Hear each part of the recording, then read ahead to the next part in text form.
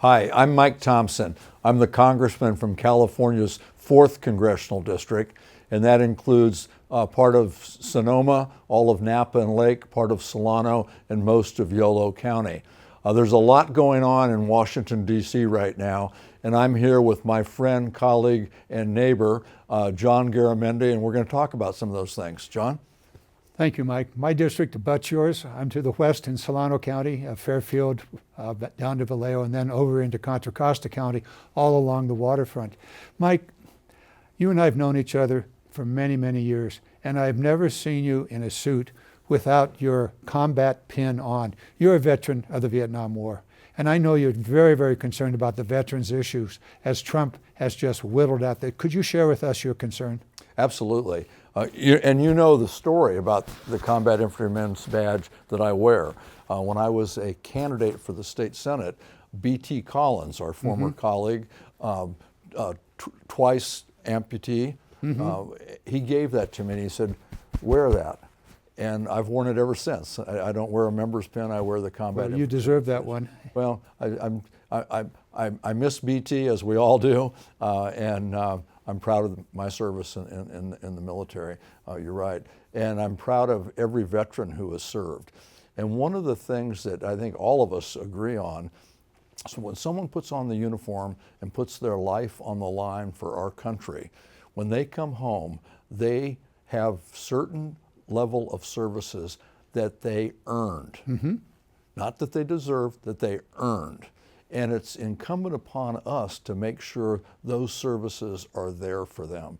So today when it was announced that VA is going to cut 83,000 employees, it was kind of a double hit, because as Musk and Trump are going through the agencies and firing people left and right, no concern for their mission, no concern for them and their families.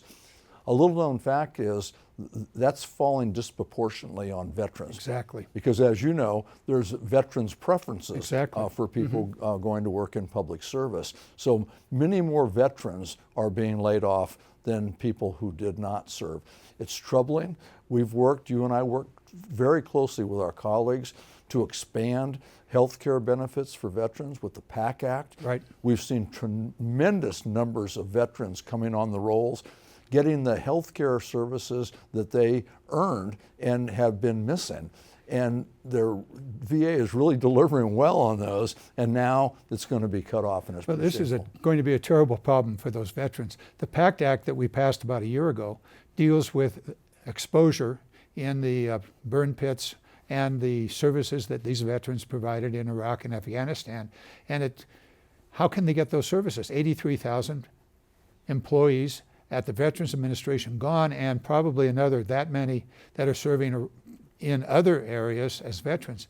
It is just unconscionable that they're doing this with really no regard to the programs, to the services, and to the impact on the individuals. There's so many other things going on here. This is the weirdest I've seen it. Dating back to Carter, I've worked with every president, Democrat and Republican. Never, ever have I seen anything like this. Total disregard for the services this always needs to be done. There's always ways to improve. We did that in the past.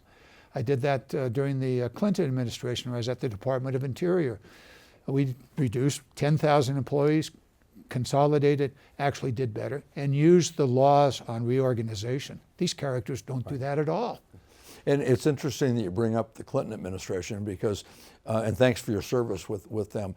But Bill Clinton, when he left office, we had a balanced budget. We did. 2 years. And he did it the way you're supposed to do it. He included both parties, both houses. They abided by the law. They went through. They found where you could consolidate, where you could cut, where you could do away with. They did it correctly with the interest of the American people at heart. These guys are just going through willy-nilly and cutting everything. We're losing. They want to privatize the post office. They're cutting federal firefighters. They're cutting national park employees. These Medicaid cuts for especially rural districts. But they're going to devastate healthcare delivery, not only in our districts and our state, but across the country. Well, the Medicaid cuts are just unconscionable because those are the people that need it. These are the folks that are in need of health care, but they're not yet able to get to the Medicare program. And I think in my district, we're looking maybe at nearly 100,000 people will lose their benefits. It's a third in California. Yeah, in my counties, all my counties are in the 31, 34, right, save one is at 54%. And it's not, it won't just be those who are on Medicaid, and in California it's called Medi-Cal, and it won't just be them, because when any healthcare provider loses a third of their funding, one of two things happens. They either close the facility, and I've had hospitals in my district tell me they will close the doors. I've had clinics tell me they will close the doors, or they cut services. So that affects everyone. If you have insurance from your employer, if you have a pocket full of money and you pay cash for your health care, if there's no health care there, you're out of luck. It's not just the rural areas. No, in Fairfield, a substantial city, Vallejo, same thing. Those clinics will close, and the clinics spread throughout. That's the access for most people. And I think it's important to note, a lot of our colleagues are saying, well, I didn't vote to cut Medicaid. No, they voted to cut $880 billion out of the Medicaid budget. Exactly. You doing that is cutting Medicaid, exactly, and it's going to just crush health care for everyone. Those are some of the programs. You mentioned fire service. You've got a big district. When you and I represented Lake County together 3 years ago, we had fires every year, and the Forest Service was there, the state was there. So the funding for those programs, the seasonal firefighters, they're not going to get hired. National parks are going to be closing. We have that entire area in your district. Some of it's still in mine, in the southern part of Solano County, northern part of Solano County. Going to be very, very risky this summer. Yeah, and they're cutting the preventive side. Sure. By taking away the money for fire breaks, things of that nature. But they're also talking about cutting and or doing away with FEMA. And FEMA is the agency, and you and I know it well, and it's not just California. Every state has faced natural disasters. Exactly. And it's FEMA that responds. If it's a flood, if it's a tornado, a hurricane, a fire, a mudslide, when you're down and out and your house is devastated, you need help. FEMA's the one that comes. Exactly. And if you're a business, absolutely, that's the Small Business Administration works through FEMA to provide the support. We're seeing this big time in Southern California. The 2 fires down there, they're going to need help from the federal government, and now they're going to have conditions, which is the only place in America there's been conditions for FEMA to come in and provide it. We can't allow that to happen. No. We've never when our neighbors are in trouble, we've never placed conditions on them. I was talking to Speaker Johnson about this. There's something like $20 billion or more that have gone into New Orleans alone in that area over the last decade and a half. No conditions. No conditions at all. Yeah. But now California. Iowa, Republican state, big wind damage for agriculture. Put a bunch of money in there. No conditions. Well, speaking Texas, of agriculture, Florida. In our state, the research at UC Davis, which you now represented and I did in the previous 10 years, the research programs for agricultural research are going to get devastated. So those programs that are ongoing, they're going to get defunded, they're going to stop. And so bird flu, you want your eggs? Well, we got to solve the bird flu problem, and that's where agricultural research comes in. Not only that, but also to monitor the chickens wherever they happen to be, and also the dairies, all of that. Those people that are there making sure that it's healthy and safe, gone. Yeah.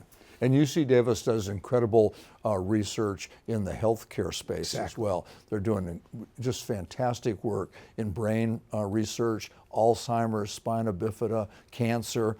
All those programs are in jeopardy right now. And that's a lifeline to so many Americans. It's just shameful. Mike, this can be done correctly. There's always room for improvement. I've done that in the past. I know you've worked on that both in the state, in the legislature, and here. You got to understand the program. You got to know the details. What's the purpose of this? And then you've got to look, how can you make it more efficient? Is there fraud? Of course there's fraud out there. but you don't get at it by just wiping out the people that are supposed to be looking for the fraud. Well, you've got to work together. That's what was so disturbing for me last night, listening to the president's speech. Not once did he suggest that we work together. He was the most divisive. It was the most divisive presidential speech I've ever heard. It was us versus them. No even hint that if we worked together, we could solve some of these problems. Well, he's just started right out attacking the Democrats and didn't stop. And his last words were still the same. If we're going to get something done here, we've got to work across the aisle. And I know you've done that for years. I have, and that's why we're going to continue to do that. And then I'm assuming you were as shocked, upset, startled as I was when the richest man in the world called Social Security a Ponzi scheme. And this is after fighting for decades that side of the aisle's effort to privatize Social Security, which would have just devastated people in their retirement years. And we all have a story to tell about this. In my current district right now, there's 159,000 people who receive Social Security benefits, and it's about $285 million every month that goes into my district to pay for those Social Security benefits that those people earned. It's an earned benefit. It's not some handout. Through their entire work, absolutely, they paid. And those every month, that $283 million, that spends across the community. Exactly. Most people on Social Security aren't hiding their money in the Cayman Islands in a secret account. They're spending it, and that's a big part of our economic driver. Well, when Elon Musk did that, you go, you just have no understanding, and you really don't care. On the same thing over in the USAID. The richest man in the world took money away from starving people in the world. They're dying. They're dying because of what he did. And I've said this many times, if he wanted to understand what USAID does in famine relief and around the world, he needs to get on his plane, needs to go there, and he needs to hold a starving child in his arms, and then come back and talk about it. You did that. You were a Peace Corps volunteer. Well, Peace Corps and Patty and I've spent 50 years working on these programs. And it's so upsetting to us that he has such wealth and such disregard, as though there's no sense of humanity or compassion in him, just cut, slash, and burn. The result is going to be devastating all across all of these programs, and it's now in play, and it's actually happening. And it's not an effort to find waste, fraud, and abuse. He's gone into all of these agencies. He didn't bring auditors. If you're investigating, looking for waste, fraud, and abuse, you bring auditors. Exactly. He didn't. He brought programmers. They are downloading all of our most personal and private information, healthcare records, financial records. This is not about waste, fraud, and abuse. Well, and I haven't seen any charges. They're claiming they found all this fraud. Fraud is a crime. And if they're finding fraud, they need to file charges. Well, exactly right. And last night, Trump went through this litany of people that are over 100 years of age. Those were all lies. Every one of them. Yeah. There's maybe 20 or 30 people that are over 100. Yeah, they're receiving benefits. Yeah. The rest of that is the record of people. Yeah. And you want that record there. You want to know that they existed, they had Social Security and so forth. The 300-year-old person, somebody got the wrong numbers and mixed it up. Yeah. They didn't even take the time to find that. Then the president spent, I don't know how much time going year by year. If he didn't know, he should have known. People, you and others and I have been saying, understand, know what's going on before you even begin to mess with this stuff.